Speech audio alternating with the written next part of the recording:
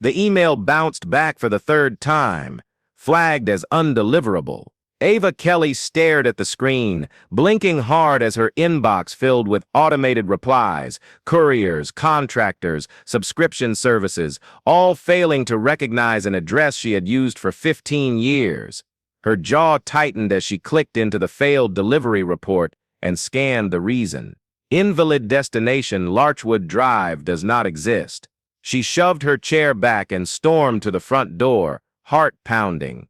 The mail had been late all week, but now it wasn't just late.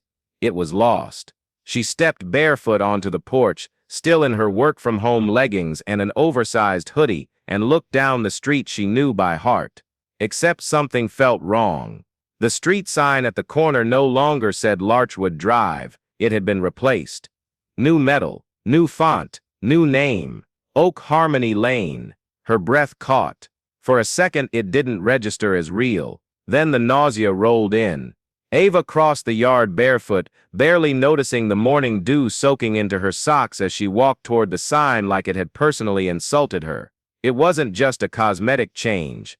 It wasn't a minor rebranding.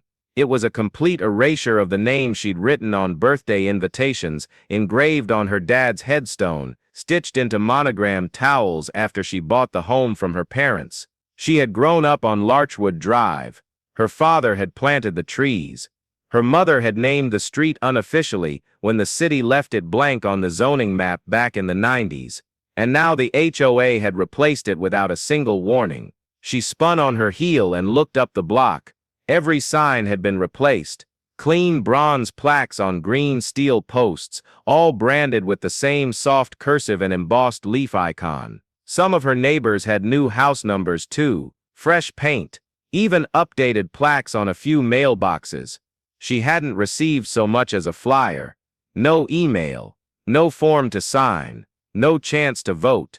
The HOA office wasn't far, and Ava didn't bother to change out of her hoodie before getting into her car and pulling into the clubhouse lot. Inside, the new board president, Whitney Ford, sat behind the reception desk sipping out of a monogrammed tumbler that matched the new signage. Ava walked in like a storm was following her. "You changed the name of our street." Whitney looked up slowly. "We updated several names across the community. It's part of the neighborhood modernization rollout. You didn't notify us. Not even a note. Larchwood Drive isn't a decoration. It's on legal documents. Driver's licenses. Shipping addresses. Technically, Larchwood was never an official designation." Whitney interrupted. "It was just a placeholder left over from an older map file. It's not a placeholder to the people who live there." Whitney set her tumbler down carefully, as if she were trying to appear patient. "This rebranding was approved by the board and logged in our last quarterly report. It's about aligning the neighborhood's visual identity with its community values." Ava took a breath to stop herself from yelling. "My home has value because of the life built on that name. You don't get to erase that because it clashes with your font choice." Whitney gave a tight, polite smile. "The new names reflect peace, nature, and renewal. Oak Harmonies tested very well in our homeowner surveys. Funny, no one on my street remembers getting a survey." Ava left before she could say something she'd regret. Not because she was afraid of consequences, because she already knew what had to happen next. She couldn't go back and undo what they'd done, but she was done playing defense. If they wanted to control the name, they'd have to fight for it, because she'd just decided she was going to buy the rights to it first. Ava didn't tell anyone what she was planning. Not her neighbors, not her friends, not even her sister who usually heard everything first.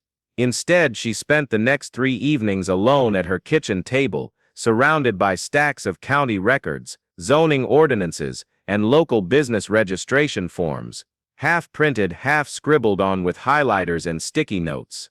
She wasn't looking for drama, she was looking for leverage. Because if the HOA could change a name, then surely someone could change it back. And if they couldn't, she would make sure she owned the name they stole. The first thing she learned was this: Larchwood Drive had never been officially adopted by the city. It existed on neighborhood plat maps, used in local listings, mentioned in informal ways. real estate ads, school directories, even birthday invitations. But the road itself had been classified as private access, community designated, meaning the name had been chosen and maintained by the developer and then turned over to the HOA. It also meant that Larchwood Drive had never been formally registered in the municipal naming registry. That loophole was what the HOA had exploited, but what they hadn't realized, what they hadn't bothered to check, was that unregistered street names, especially those not recognized by emergency services or USPS, were still eligible for commercial claim if they weren't copyrighted. Ava took the printed zoning ordinance and read it again, word for word. There it was in black and white: street names not recorded with the county engineer's office may be considered intellectual or brand property if used in signage, digital media, or commercial advertising. Which meant Larchwood wasn't just sentimental, it was unclaimed intellectual property, and now she knew exactly what to do. She drove into town the next morning and parked across from the county clerk's office. The building was small, beige, and smelled like air freshener and bureaucracy, but the clerk behind the desk was friendly, and more importantly helpful. Ava filed an LLC, Larchwood Collective LLC, listed as a design consultancy that specialized in historic neighborhood branding. She paid the expedited fee. Within 24 hours, she owned the business name. But she didn't stop there. Next, she applied for commercial sign rights. Not just for marketing, for placement. She registered Larchwood Drive as a community-adjacent historic brand designation and filed for temporary installation rights through the city's pilot program for micro-business districts. It was the same program the local farmers market had used to erect banners on a residential street last year. The program allowed decorative sign placement on privately maintained roads with a registered LLC and a valid insurance policy. Ava met both requirements within 48 hours. Then she bought the domain, larchwooddrive.org. She created a landing page, simple, clean, a photo of her father planting trees in the early 90s, a tagline that read, "History isn't something you rebrand," and beneath it a single sentence, "The real story of Larchwood Drive," before the HOA forgot to ask permission. By the end of the week, she had printed vinyl signs, brown lettering on classic green, identical in size and style to the new oak harmony ones the HOA had installed. She had them mounted professionally by a local sign vendor who didn't ask questions and didn't charge full price once he heard the story. She didn't put them up right away. First, she filed a courtesy notice with the city, marking the proposed installation date. Then she emailed the HOA. Her message was short. No rant, no threats, just a calm announcement. To ensure community continuity and honor the original history of this neighborhood, I will be exercising my right to install decorative markers along the length of the previously known Larchwood Drive. These signs are covered under my commercial license through Larchwood Collective LLC, and I have filed the appropriate documentation with the county. No response is necessary. She signed it, attached the permit, and hit send. Then she waited, not for approval, just for impact. The response came the next afternoon, not from Whitney, but from the HOA's legal liaison. A vaguely condescending message filled with words like unauthorized, confusing, and potential disruption. Ava read it once, then forwarded it to the county program manager she'd spoken to earlier. His reply arrived 10 minutes later. "You're good to go. They don't own the name." That Friday morning, just before sunrise, the new signs went up, mounted below the Oak Harmony plaques, the familiar green rectangles with white block letters now read, "Historic Larchwood Drive, estimated 1991. People noticed, neighbors took pictures. Some laughed. Others cried. A few knocked on Ava's door just to say thank you. She didn't hold a press conference. She didn't post about it online. She just stood at the edge of her driveway, looking up at the sign her father would have recognized, and waited for the HOA to realize they had just been outplayed. Ava knew they were coming the moment she saw Whitney's SUV parked crookedly in front of the newly installed Larchwood marker. The vehicle's hazard lights blinked like an unspoken warning, and the HOA board president stood next to it with her arms crossed, flanked by two other board members, who looked like they would rather be anywhere else. Ava stepped off her porch slowly, locking the front door behind her. Even though she had no intention of leaving, she wasn't carrying files or papers. She didn't need to. The signs were still standing, the permits were still active, and her rights were fully documented. Whitney didn't wait for Ava to reach the sidewalk. "We've received several complaints," she began, her tone already brittle, "about these unauthorized signs creating confusion in the community." Ava raised an eyebrow and kept walking. "They're not unauthorized," she said calmly. "And they're not confusing. They're historic markers, perfectly legal, properly registered, and fully documented with the city." Whitney gestured toward the Larchwood sign, like it was a piece of graffiti rather than a tribute.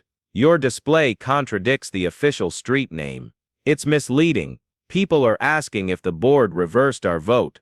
You didn't vote.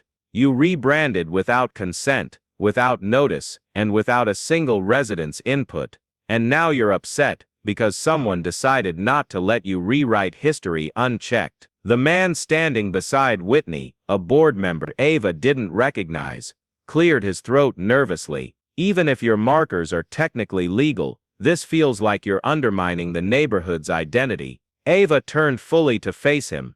"No, what undermines a neighborhood's identity is erasing 30 years of lived history with a font change and a marketing brochure. These signs don't distort anything. They restore what you tried to whitewash with a pretty leaf logo." He opened his mouth to respond, but said nothing, because there was nothing left to argue.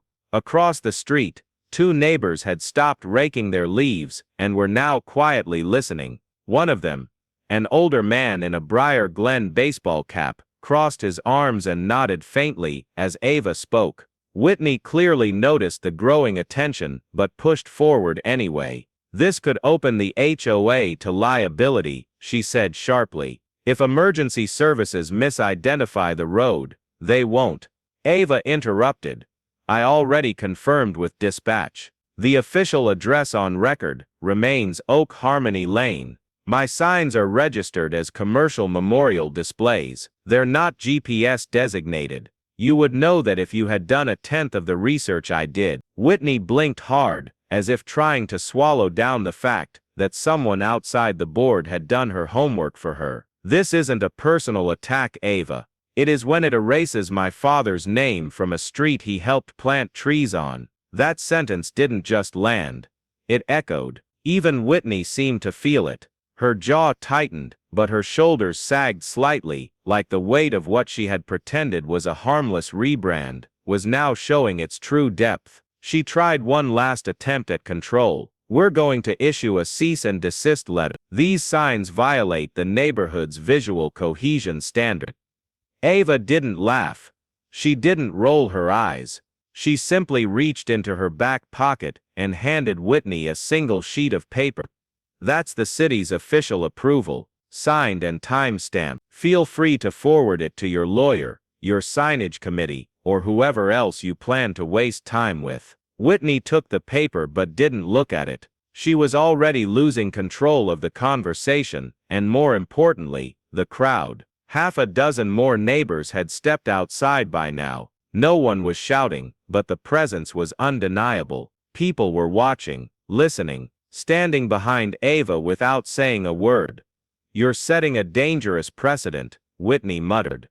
"So did you," Ava replied. "You just didn't expect anyone to challenge it." For a long moment, no one spoke. Then the man in the Briar Glen cap cleared his throat. "We didn't ask for Oak Harmony. We were never given a say. That street name means something to a lot of us, and I think what Ava's done here is exactly what leadership should have done before making that decision. Ask if it mattered."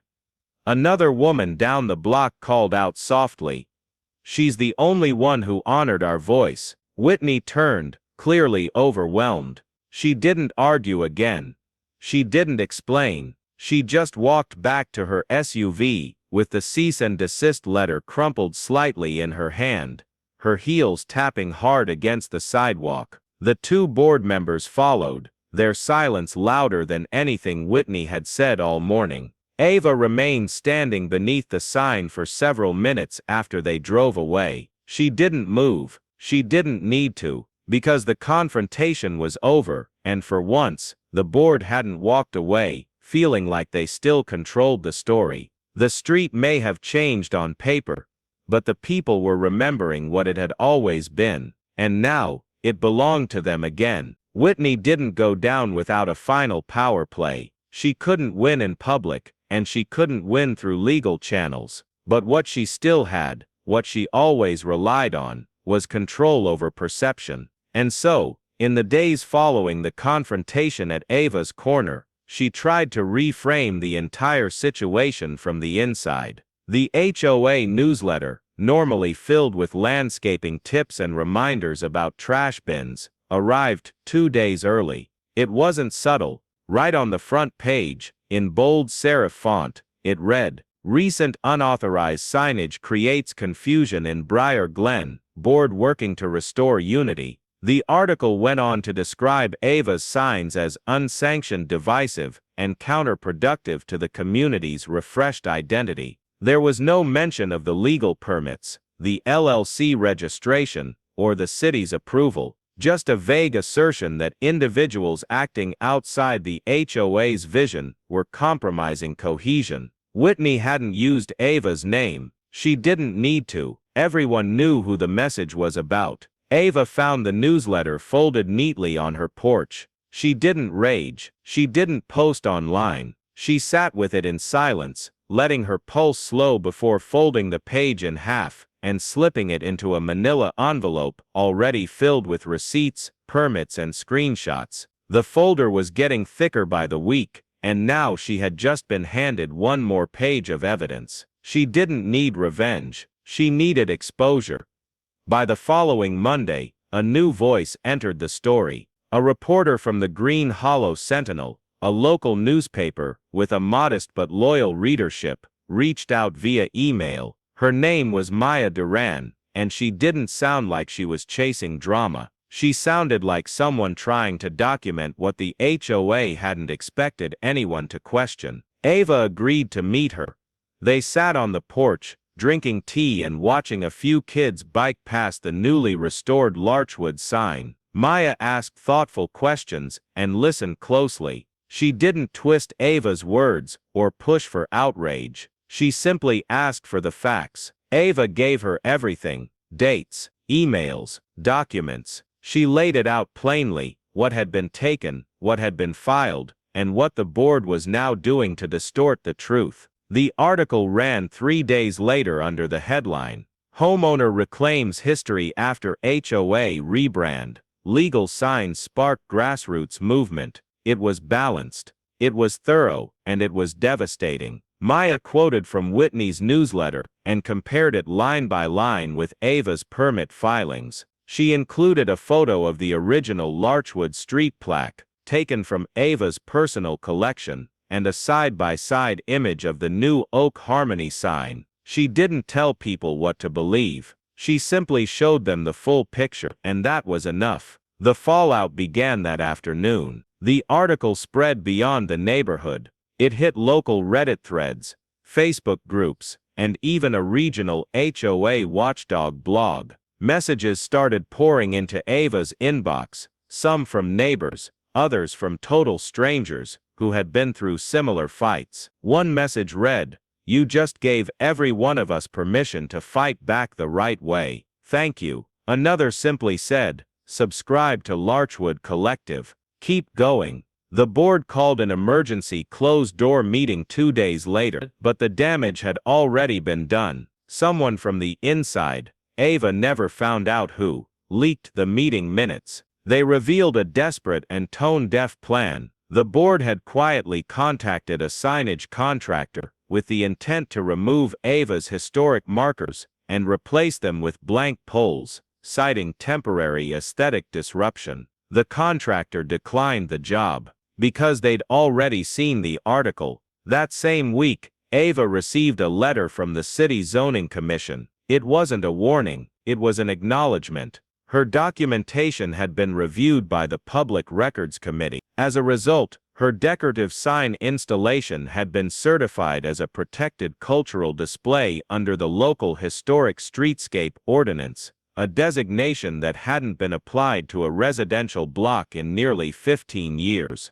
The letter included a seal and a sentence that made her blink twice. This designation prevents unauthorized removal, relocation, or obstruction of said signage by any private entity, including homeowners associations, without direct review and public hearing. In a single stroke, the city had taken the final word away from the board, and Ava hadn't even asked for it. The next HOA meeting was public and packed. Dozens of residents showed up, not in protest, but in quiet, resolute unity. The topic of signage was the first item on the agenda, and Whitney looked visibly strained when she read it aloud. Ava didn't speak. She didn't have to. 3 other neighbors stood up first, each one voicing their support for the historic signs, for the legal process Ava had followed, and for the memory that had been nearly erased by a rebranding no one had asked for. One man closed his remarks with a single sentence: "She didn't divide the community, she reminded it who it was." Whitney sat back down without a word. She didn't argue, because now, even she could feel it: the shift, the loss of narrative, the consequences of underestimating a quiet, strategic neighbor who refused to let her history be rewritten. The next HOA newsletter didn't arrive on glossy paper. It came stapled, black and white, no logo. The opening paragraph began with the word clarification, and by the third sentence, it was clear the board had dropped their fight. They didn't name Ava, they didn't address the legal defeat, but the tone had changed. Gone were the polished phrases like branding initiative and community cohesion. Instead, there was an awkward acknowledgement that signage decisions would now go through public hearing. It wasn't an apology, but it was surrender. And for Ava, that was louder than anything they could have said outright. Within a week, the neighborhood changed in subtle but permanent ways. People who had never spoken up before were suddenly showing up to meetings, not to complain, but to question. They asked for records. They asked for clarity. They asked why it had taken one resident with a folder and a filing fee to reveal how fragile the board's authority really was. Ava didn't attend the first meeting after the article went viral. She sat on her porch with a cup of tea, watching the sun stretch long across the sidewalk. Neighbors waved. A few stopped to talk. One woman, who had never said more than hello in the 10 years they'd lived down the street, came by with a printout of the newspaper article folded neatly in her purse. "I just wanted you to know, you reminded us we live here too." Ava smiled, nodded, and simply said, "That was the point." The board didn't dissolve, but it shrank. 2 longtime members resigned by the end of the month. One cited family obligations, the other claimed changing community priorities. Everyone knew they were exiting quietly, trying to avoid the shadow Ava's name had cast over the HOA's unchecked decisions. Whitney, somehow, remained, but she no longer led meetings from the front of the room. She sat among the other members now, quieter, less commanding, and far more careful with her words. Then came the vote. For the first time in Briar Glen's history, the neighborhood passed a motion requiring any change to public-facing features, signage, landscaping, even streetlight color, to undergo full community approval with at least 60% participation. It wasn't just policy, it was accountability. It was the neighborhood quietly writing into law what the board had once taken for granted, and Ava's quiet, steady presence had become the template for how to do it. The local news came back, this time with a camera crew. They didn't focus on drama, they focused on transformation. The segment was only 4 minutes long, but it captured what mattered: residents standing under the Larchwood sign, kids on bikes passing by, the original oak tree planted by Ava's father still standing tall at the edge of her yard. She didn't give an interview, she didn't want the spotlight, she just asked that they show the sign, and they did. In the closing shot, it stood directly beneath the HOA's Oak Harmony plaque, two names on one pole, side by side, and the contrast said everything. The fallout wasn't just political, it was personal. People began revisiting things they'd let go of, small pieces of their identity chipped away by years of polite compliance. A neighbor who had removed a pride flag after an anonymous complaint put it back up. A family that had painted their door beige to avoid fines now restored it to the deep red it had once been. These weren't acts of rebellion. They were reminders that no one should feel like a guest in their own home. Ava received letters from outside Briar Glen too, people from other states, other HOA-run neighborhoods. They told her how they'd been told to remove memorial benches, paint over murals, or rename gardens planted in memory of lost parents. They thanked her not for making noise, but for showing that you didn't need to be loud to be powerful. The Larchwood Collective, which Ava had originally created as a legal vehicle for filing signage rights, now became something more.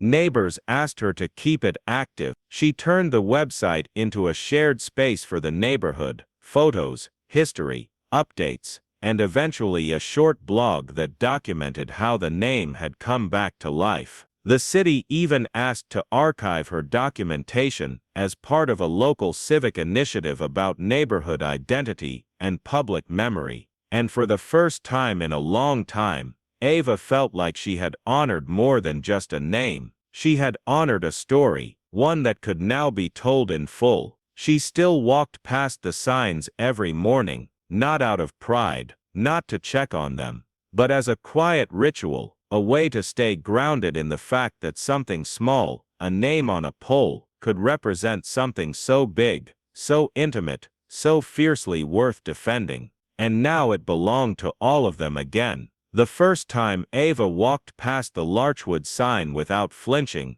it was raining. Not hard, just enough for the sidewalk to glisten and the wind to carry the smell of wet bark and memory. She had an umbrella tucked under one arm, but she didn't open it. Her hood was up, her hands were warm, and her sign stood steady in the mist, unaffected by the weather, like it had always belonged there.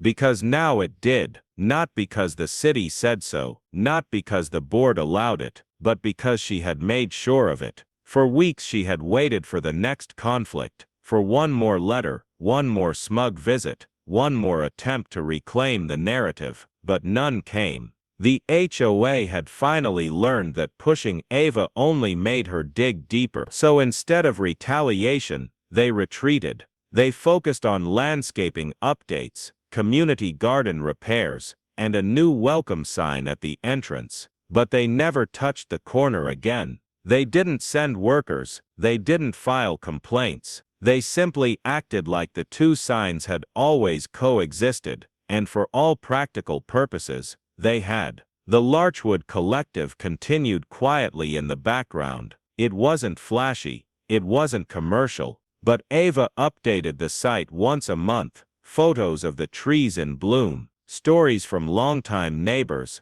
archived scans of old neighborhood newsletters from the 90s. One day she posted a letter her father had written to the original developer, thanking them for naming the road after the trees he planted. The date on the letter was February 14, 1993, exactly 30 years to the day before the HOA tried to erase it. Now the letter was permanent, preserved in public record, and printed on a small plaque mounted at the base of the tree line. Someone else had added wildflowers around it. Ava didn't know who. She didn't ask. That was the whole point now. It didn't belong to her alone anymore. It belonged to the people who had cared enough to remember.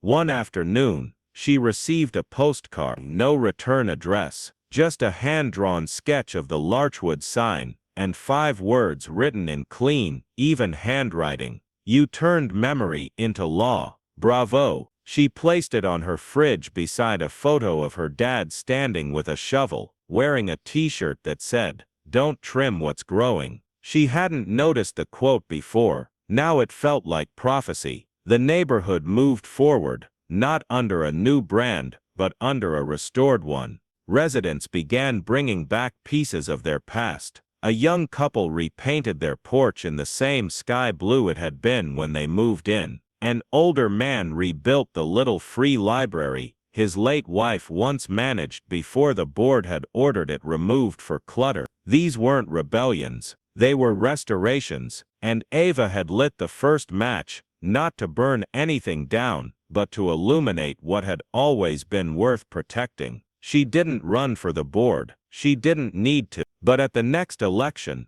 3 of the 5 open seats went to residents who had first met on her driveway, people who had shown up not to fight, but to listen, to witness, and to remember. They didn't promise big changes. They promised one simple thing: we'll never rename something that isn't ours to erase. That fall, the city published a digital gallery on community preservation. Larchwood Drive was the featured image. The caption beneath the photo read, "History isn't what gets written, it's what gets remembered." Ava clicked on the page, then closed the tab. She didn't need to read it twice. She already knew how the story ended, because Larchwood was more than a name, it was a promise, and now it will never be forgotten.